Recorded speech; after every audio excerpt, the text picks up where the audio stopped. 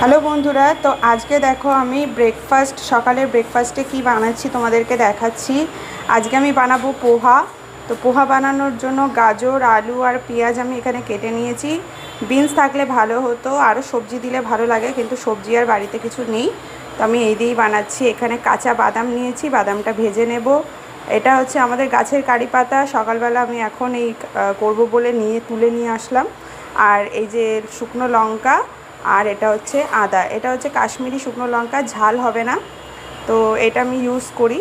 তোমরা যদি না থাকে প্লেন লঙ্কা দিয়েও করতে পারো, শুকনো লঙ্কা। আর তার সঙ্গে সর্ষে লাগবে। তো দেখো আমি কিভাবে করছি তোমাদের দেখাচ্ছি। তো ফার্স্টে দেখো কড়াইতে আমি তেল একটু গরম করে নিচ্ছি, নিয়ে বাদামটা আগে ভেজে নেব। দেখো বন্ধুরা, বাদামটা ভাজা হয়ে গেছে, এবারে বাদামটা আমি তুলে নেব। দেখো বাদামটা আমি তুলে নিয়েছি, এবারে আমি এতে দিয়ে দেবো শুকনো লঙ্কা ফোড়ন, আর সর্ষে ফোড়ন, আর কারি পাতা ফোড়ন। শুকনো লঙ্কা ফোড়ন দিয়ে দিলাম, কারি পাতা দিয়ে দিলাম, সর্ষে। এবারে আমি এতে সবজিটা দিয়ে দিচ্ছি।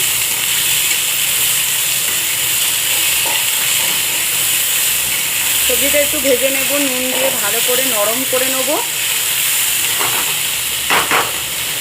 এখানে সবজিটাতে একটু জল আর নুন দিয়ে আমি একটু সেদ্ধ নরম হওয়ার জন্য এখানে ঢাকা দিয়ে দিয়েছিলাম। এইবারে আমি এর মধ্যে আদা আর বাকি কারি পাতাটুকু দিয়ে দেবো গন্ধের জন্য, আর খেতেও ভালো লাগে। কারি পাতা সর্ষের যে কোনো রান্নায় আদা দিলে খেতে টেস্ট হয়। দিয়ে আমি এবার একটু নাড়িয়ে দিই,